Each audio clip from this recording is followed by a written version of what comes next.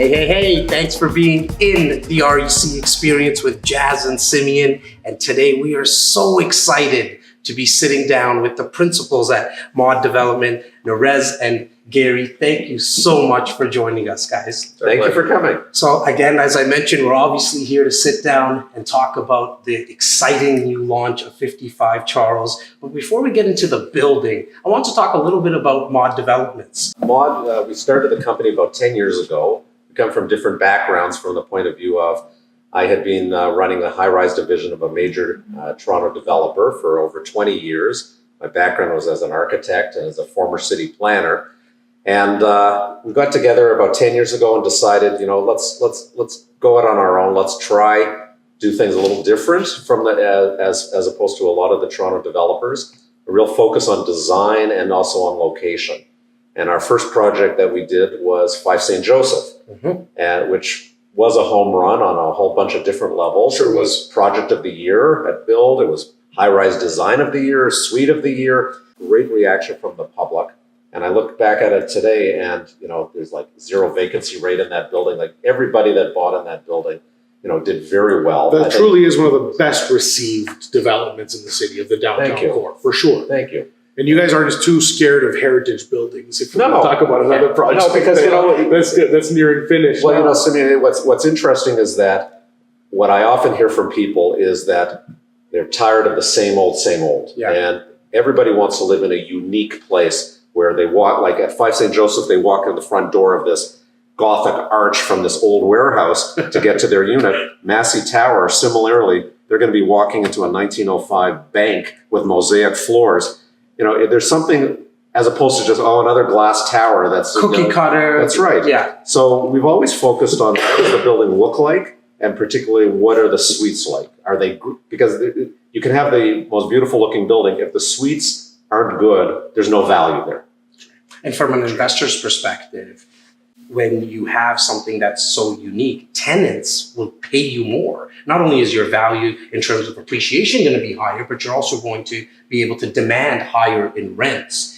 Talking about 55 Charles now, let's touch on the location first. Because as Simeon and I like to tell our viewers and listeners, location is number one. Can't pick up the building and move it. So let's talk about the building. Sure. Well, when Gary and I were obviously continuously always looking for new opportunities and new sites, we too follow that old adage of location. Obviously being in the Bloor Yorkville neighborhood was very appealing. Charles Street itself is already a well-proven residential street.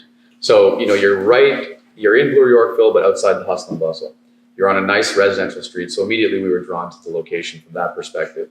It's proximity, like very close proximity to both major subway lines, to all the major universities. You talk about investors, you have to understand there's various types of people that live in these buildings, right? And, Toronto being the type of city it is, where the high density growth is very concentrated, people are looking, to Gary's point, for something different. Location is something that is obviously critical, but how does the building function from the outside and the inside of it? We'd like to distinguish ourselves in terms of, to date, a lot of our projects have had heritage, heritage component. This building doesn't.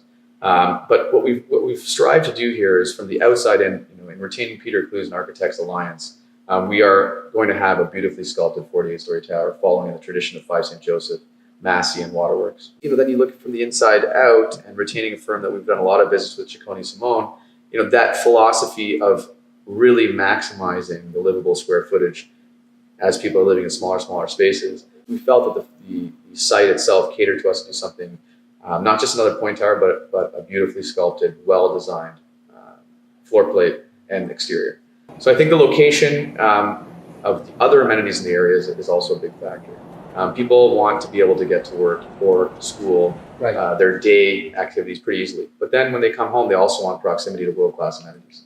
The Bloor Yorkville neighborhood offers us a number of shopping experiences, food experiences, art experiences. It's just a tremendous place to be. So the Yorkville corridor, period, is entertaining. It's world class. It sets Toronto apart from the rest of the nation for sure.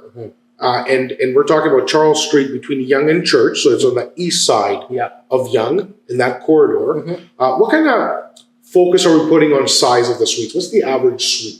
the model suite that we're doing is 537 square feet.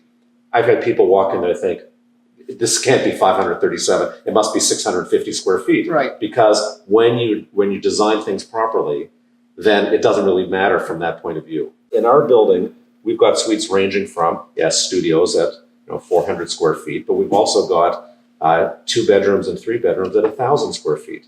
Corner suites with wraparound balconies, or Livability. so it's got livability, and particularly when people come in and they'll see the kind of kitchen that we've designed. This is not just your straightforward kitchen as far as 10 feet of appliances. Sure. We've gone the extra mile from the point of view of doing built-ins on the other side of the kitchen with bench seating, tables, all handcrafted, lots of storage that no one has done in Toronto. We haven't seen that in terms of really pushing the envelope, because I think it is a question of, as the prices are getting higher because of construction costs and because of municipal charges, and we have to charge higher, people have to get value for that extra.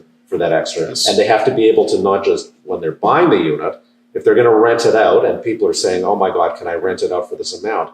And they walk into this building, they'll say, yes, I can, because look at what I'm giving back to the person that's living in there. There's more value, right? If you Yes. just compare it to other cookie cutter, like we mentioned earlier, buildings, you won't necessarily be able to rent it as high.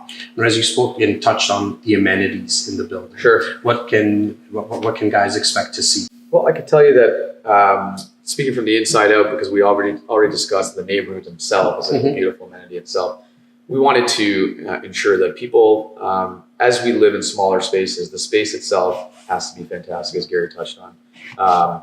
When we do finally unveil the model suite, and hopefully you'll bring your clients, as you guys are platinum VIPs, and Thank we're you for very that. happy working with you guys, and you have the early access. Your potential clients are going to come in, and to Gary's point, they're going to see the strong usability factor of their individual unit, and how much punch there is in there, and how much value there is in terms of space management.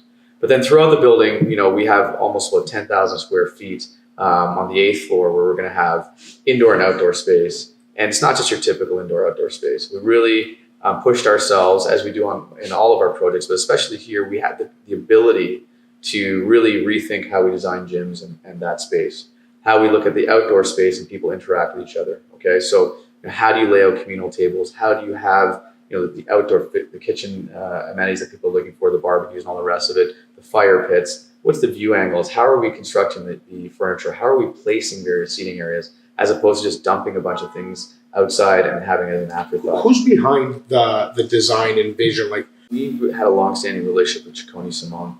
I think from 5 St. Joseph to Massey to Waterworks, we've been fortunate enough to work with them through all those projects. So I think they've learned what Gary and I are really interested in providing to our purchasers. Because they are a world-class firm, we get the benefit of the ideas they bring to the table. The principals, as well as the staff at Ciccone Simone, travel quite a bit. They're a very enthusiastic group that bring back ideas. I think they find with Gary and I that we're very open to hear things. Awesome. And so when those ideas come forward, to Gary's point again, that for example, we've highly millworked a lot of our suites. That was on purpose. We really felt that people are looking for solutions. When you come into a tight suite, you really don't want to be going to shop for the perfect table for a tight suite. It's hard to find. When we're delivering that product to you and making the efficiency of your suite increase in a beautiful way, a lot of that we have to thank Ciccone Simone to bring those ideas to the table. and it's custom made for a suite. Absolutely, absolutely. And to continue on the amenity discussion, on the 49th floor, we're fortunate enough to have a double height space where we were able to work with our architects and engineers to cut back the mechanical penthouse to offer truly breathtaking panoramic views of the city. So Can't wait to see we'll have, that. you know what? I think Yes. we're still in the process of rendering that space and all the creative assets that we want to deliver to people like you, and so you can start showing them to your potential clients are really going to really wow people. We're getting pretty excited.